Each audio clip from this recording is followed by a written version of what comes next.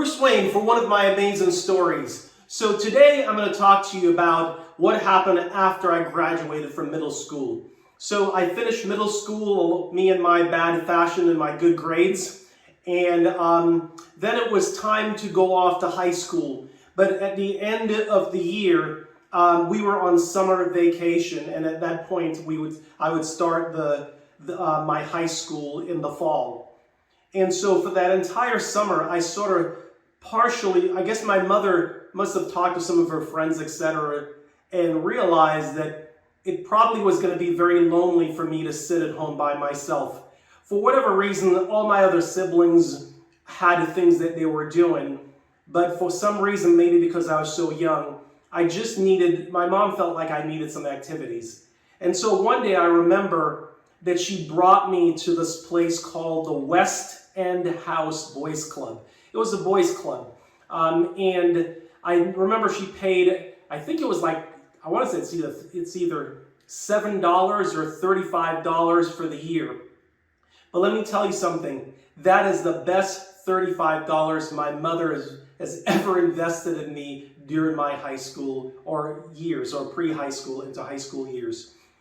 Going to the West End House Boys Club, and she just dropped me off there, paid the money, and she says, go on in. And it was so strange to me because remember before I was telling you that, engaging my new home environment seemed very, very strange to me. Even though we were used to being adventurous when we were at Rock Hall, and we were hopping trucks and, climbing trees and running down the Sandy Gully, coming to the United States and sort of engage in this new culture, it started off being not a big deal, but then became more interesting as time went on. And so when I entered the West End House Boys Club, it's sort of like a typical American boys club. It had a swimming pool in there, it had a basketball court, it had a small weightlifting gym in there, it had another room where you could do all sort of activities or dance or whatever. It had some learning areas for learning, and it also had downstairs it had this games room. And in the games room, they have the typical things. They have fuse ball and hair hockey, and they also had pool. And so, pool. And so, one of the first things that I learned was I was over in the area where they were playing pool, and I was still kind of shy. It's sort of weird how you can be so outgoing in one environment and then a little bit shy in another area. And so it's sort of a little bit of the unknown. And I sort of compared this to when I used to sit in the back with all my siblings, my brothers, because I didn't want them to notice that I was there when I was back in Jamaica. So when all the older boys were talking, I'd just sit in the back and I'd listen and sort of download all that information so that I could go back to my friends and act like I really knew what I was doing and that I was cool. So I was using the same thing. So I was sort of sitting back for a while and watching people play pool. All the boys there, they were so good at it, and I was just amazed how good they were at it. And I thought, boy, if I could get that good, because I noticed that people were interacting with each other, there was a sense of camaraderie between each other, and I felt like, well, I wanted some of that too.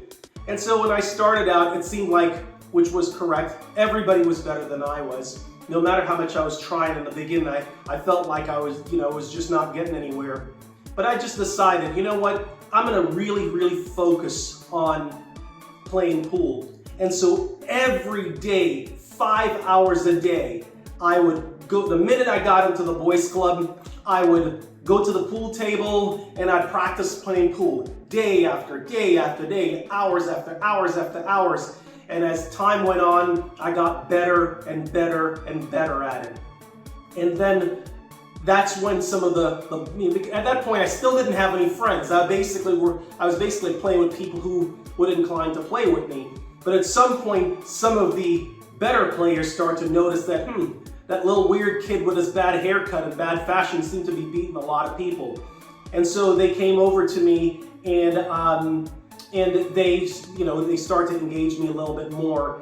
And I remember the first person that I met was it really stuck, was a kid by the name of Agato. Egado was a Cuban American who was born in the United States, and he's a heavy-set kid. Sort of, if you saw him, you would think he was maybe a blonde kid, while his brother, on the other hand, had jet black hair and looked Italian. It was sort of like the odd couple of brothers. And I remember Egado came over to play with me, and he was surprised how good I was already. And he had this thing about the way he played. He would, and he'd pick up a big, it was disgusting, and they'd put it on the table to mark a spot, and then he'd use that as a marker, and he would hit that the pool ball in. And I'm like, that is so disgusting that you're doing that. But it worked for him, and by the time you're finished, there'd be all these little phlegm marks all over the table. It was gross, but he was good at it, and eventually, we became quick friends. And one of the things I'll say about him is that Egado really mattered to me in my childhood, in my first few years of being here, because he was the first guy that I met that didn't judge me because of how bad my fashion was, how strange my haircut was, the fact that I was wearing dress slacks with dress shoes and sweat socks and a dress shirt coming to the boys club. Yeah, like that, really messed up. He never judged me for that. He sort of just took me in. He was actually younger than I am, probably maybe about a year and a half. And so, we started to talk a lot with each other, and would come, I couldn't wait to get to the gym, and then would play pool, and while, when he wasn't around, I was basically practicing. And then eventually what happened is that I started to become really good. And that's when the sharks started showing up. And at that point, they showed up, and one by one, I started beating every single one of them. And at that point, I started to hang out with Egado a little bit more, and he lived just right around the corner, just a few blocks over on Commonwealth Avenue in Boston, which is a very, very famous street in Boston. In Boston, it has about 300 university or something like that. And so it was pretty much a college town sort of environment. And so I'd go over to Egado's house. He lived in an apartment there with his family, and we would just sit out on the steps out front, and we would just shoot the shit all day long. And in terms of that, he actually started to introduce me to a lot of his friends, and so I started to get to know his friends, and then they would show up at the boys club, and then we'd start to interact a little bit more. And I still had bad fashion, still had messed up haircut, etc. But as time went on, I remember one day him pointing out, what's with the dress slacks and dress shoes? And it was in that moment that I realized, and he wasn't mean about it. He was just pointed out to me, and I was just like, well, that's how I dress. But I realized at that point that I needed to do something about it. And so I started to talk to my mom about maybe getting some different clothes, etc. One of the other thing is that I also, while I was playing pool at the boys club, I also met this other white kid, and his name was Keith. And Keith, he was a really, really nice kid. For the sake of, you'll understand where I'm going, why I'm throwing the race thing in there a little bit. Keith was a white kid, white American kid, and he was tall, and he had sort of a stereotypical American haircut, for the day. And he was a cool kid. And, we got along well, but then, my fashion improved a little bit. Not great, but a little bit better. But I remember one of the things about Jamaicans is that a lot of Jamaicans don't pronounce their H's. So instead of saying 3, as in the number 3, they'll say tree. Like 3 plus 2 equals 5. Okay, so instead of saying high school, they'd say I school. So Keith would pick on me, and he would go, "Oh, what's that? You went to high school? What are you, like an optometrist?" And he would kind of catch me saying it. And so over time, like when I went home to speak with my family, I would speak to them, sort of in the same sort of Jamaican patois, which is the broken English in Jamaica. Even though English is the first language in Jamaica, when you're at home with family, you would speak patois, which is what typical Jamaicans would speak. And so I found that there was two different languages that I was speaking at the same time. That I was assimilated out on the outside, speaking to my friends, trying to speak as proper as I could, as far as how my friends were talking, American. And on the other hand, when I would go home, when I went home, I actually would speak Jamaican, a mixture of Jamaican American. And after a while, it became very, very confusing. If I talked to someone from the islands, I'd try to talk like I'm Jamaican, which I am, but I'm Jamaican American now. And then it became such a mess that one day I remember just going, I'm an American. This is how I'm going to talk. I am not going to try to go back and forth between the two because it's too confusing. So from now on, I'm an American, I'm going to start to speak like an American, I'm going to dress like American, and I'm going to assimilate into the culture. And that's how I actually just decide to make the shift. So even if I'm around Jamaicans, I still talk the way that I do, and I find it to be much more comfortable instead of trying to jump all over the place. So that's how I actually lost my accent, by the way. Because a lot of people would hear me on the phone, and they're sometimes when I just got here, one of the other things is that when I got on the phone or I talked to someone, they'd say, oh, especially the African American kids, they'd say, you talk all proper, you talk like a white person. And I said, what do you mean I talk like a white person? They said, well, because you don't talk in slang. And I said, well, black people talk, where I'm from, black people talk proper. They don't always say, yo man, what up, what you doing? And for a while it was making me feel very, very uncomfortable because it was always, for a long time, it was associated that speaking proper was associated with being white. And getting good grades was associated with being white. And it was not as cool. And so, one of the things that I do remember is, I couldn't relate. Let me back up a little bit. So Egado is, he's a Cuban American. Keith was white American. Then I met EZIE, and he was Vietnamese. And then there was a couple other kids, I think, like Julio and a number of other kids. And so what happened over a period of time is that most of the people that I met, the kids that I met, I didn't even realize it was happening. Most of them were either Hispanic or white at the time, or Asian. And the reason why I actually didn't have a lot of black friends in the beginning, actually none, African American specifically, is because I could not relate. I couldn't break through. The African American kids were very cool from their perspective, and their fashion was, because after a while, I'd come to terms after going through middle school that my fashion was not cool anymore. I got the point. But I couldn't quite figure out how to dress cool or act cool like the African Americans, because they had a different language where I know as an African American you may not realize this, but African Americans speak a complete different cultural language, the way they communicate with each other. Their slangs are different. If you're from a foreign country and you come here, their slangs are different. Their dress is different. Their mannerisms are different. Their jokes are different. What their interests are different. And so from that perspective, it was very, very difficult for me to figure out the riddle of how to fit in with these cool guys. And every time I tried, I really couldn't get anywhere and couldn't make friends because I couldn't figure out the riddle. So what happened is that as I'm going to the boys club very often, I'm playing pool and I'm getting good at it, I'm meeting more and more friends along the way. And that's one of the things that I realize is that if you want to make a lot of friends and you want to influence a lot of people and you want to become a little bit of a leader, then the more you practice something, the better you become and the more people will look towards you for leadership.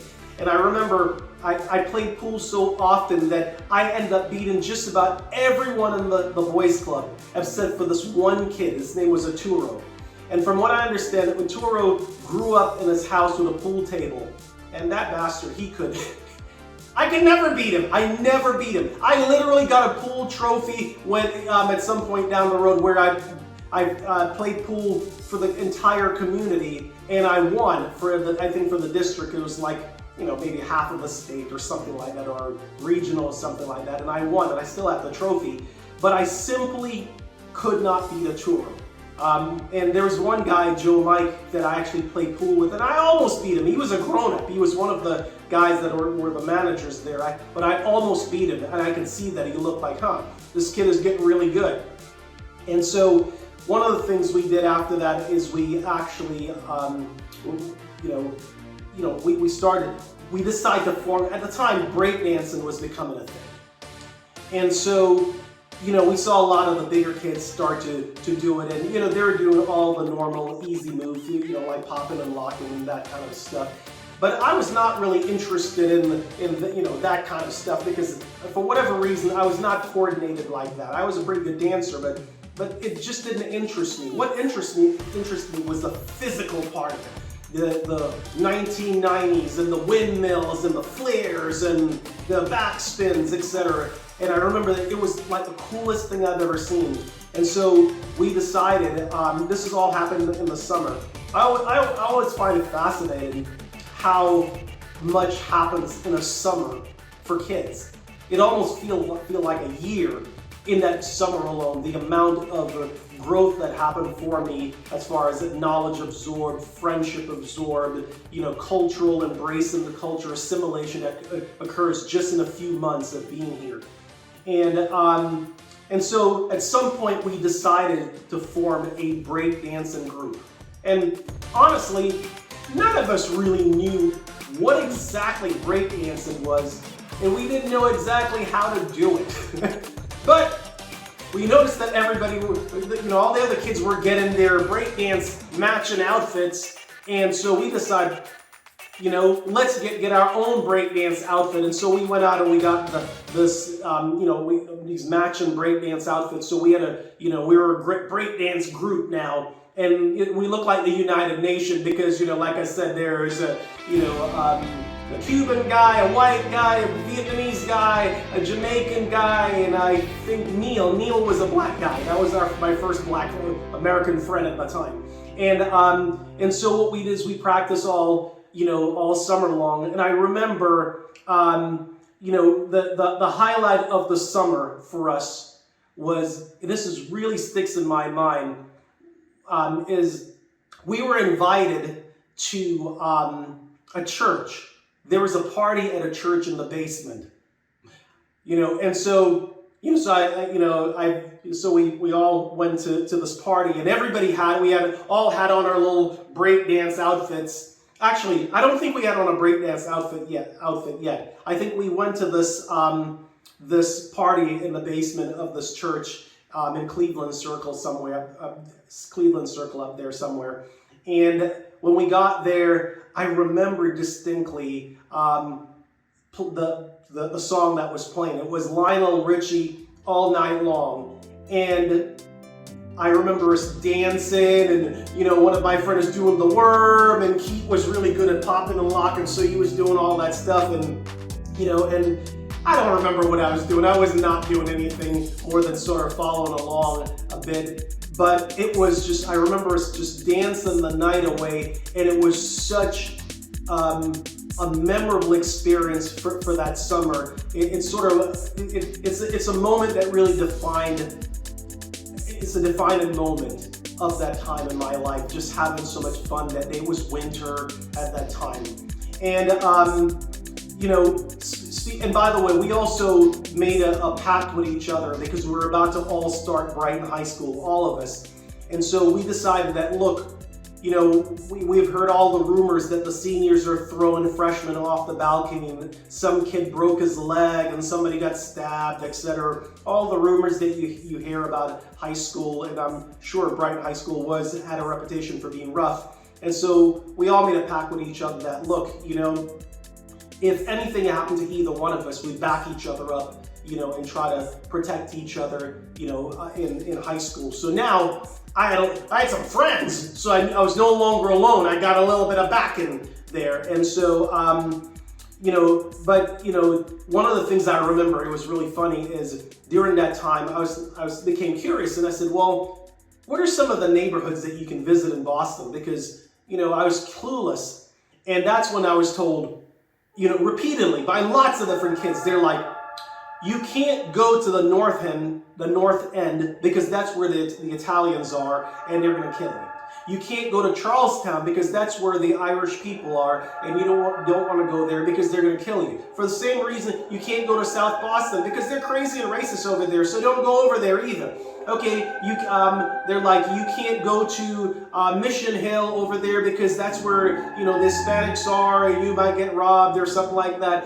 And they're going down the list of places you can't go because of things that's going to happen to you. And then I remember them saying, well, you can't go to Dorchester and you can't go to Mattapan because that's where the black people are. And I'm going, wait a minute, I'm black. What do you mean I can't go to my own neighborhood? I'm like, what's this stuff about not going anywhere? I didn't grow up that way where there's a limitations on where you can go based on somebody's ethnicity, etc. So I remember one day, like for a period of time, literally just visited every single one of those neighborhoods. And what I remember is, and that was probably, and this was over time actually, and I remember going through, and by the time I did all of them, I remember walking through South Boston, and by then I was a pretty big kid at that point. I was working out, lifting a lot of weights, and I was probably 60 pounds heavier than I am right now. And I remember the minute I was walking down the street, and then all of a sudden, I was like nothing. And then when I was further down the street, I heard some guy stuck his head out the window and go, "Nigger!" And then I turned around and nothing. So it was just cowardice. I don't think most people were really, and Boston has a history of from busing and racism and integration that occurred during that time, and so there's a legacy of that, and there was still some of that there at the time when I got there. But I was in my own little bubble. A lot of those things that I found that it was mostly mythology. It's not like it wasn't there, because it was very much there, a little bit of stereotype of each one. But I suspect that that's what happened, is that people have negative experience and then everybody gets painted. But that's a whole other conversation for a different time. So so basically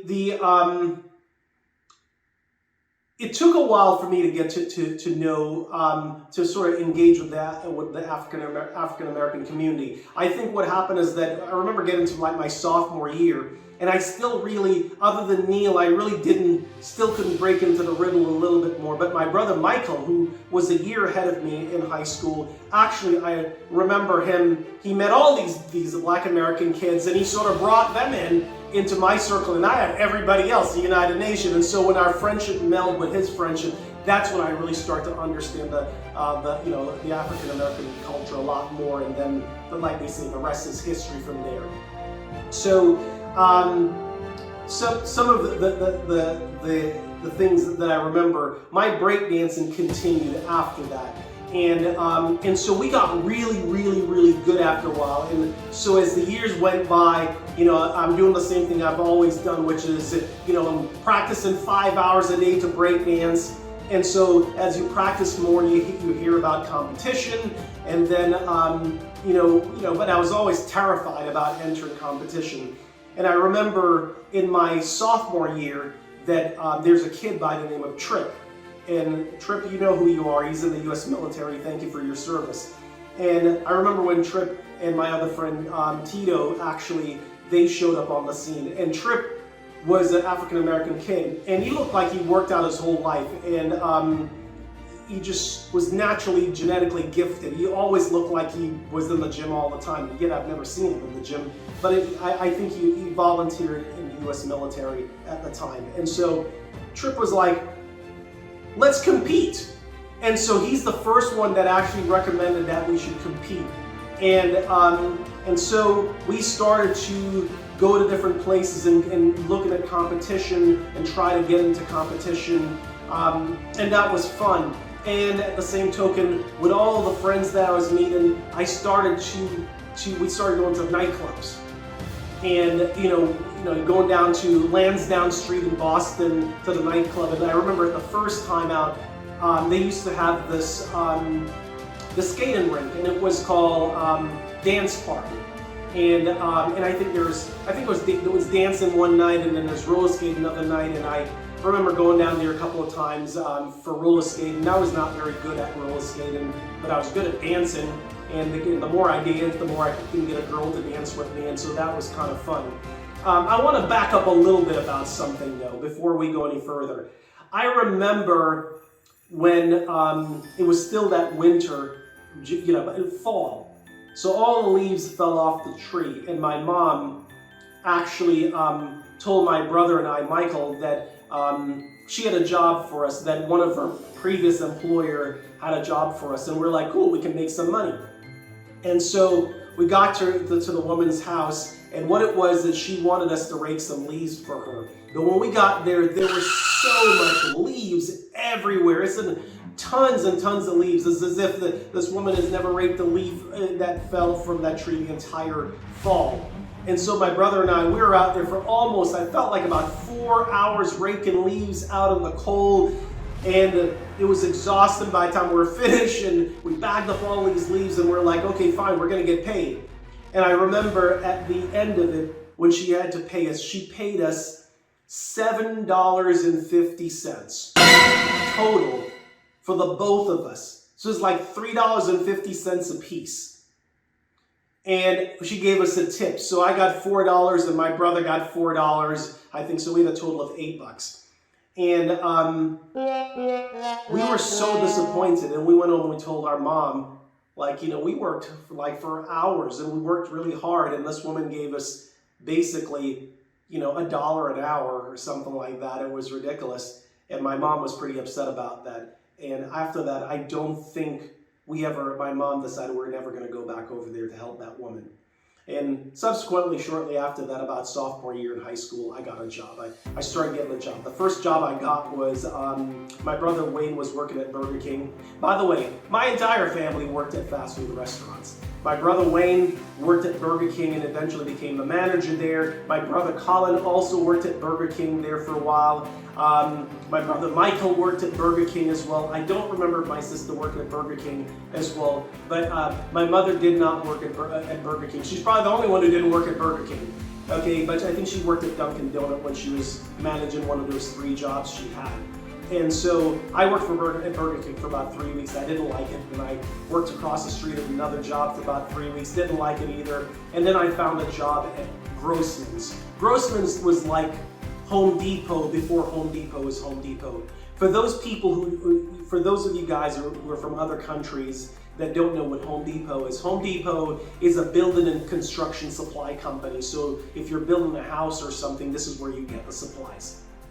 And so while I was there at Grossman's, I really started to learn about how to build things and how to, what type of materials are needed, etc. I really took an interest in trying to learn more about it, because every time a customer would come in and ask you a question, it was important to me that you had the right answer.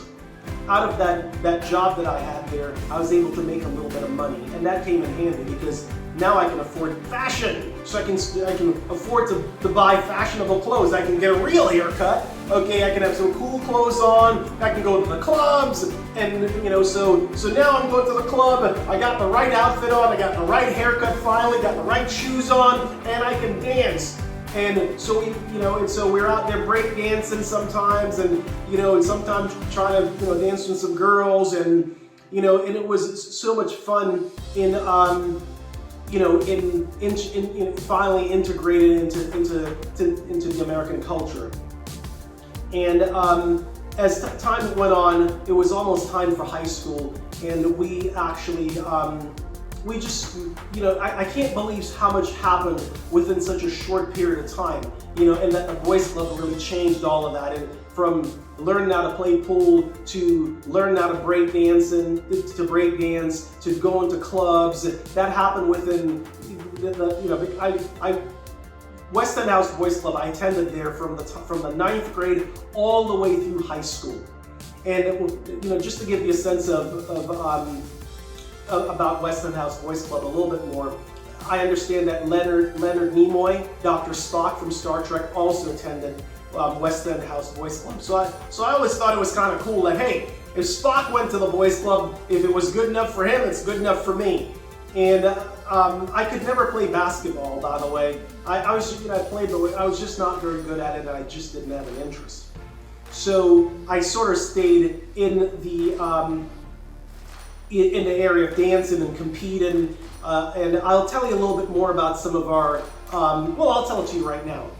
The more we break dance, the further out we would go, and the further out we would club.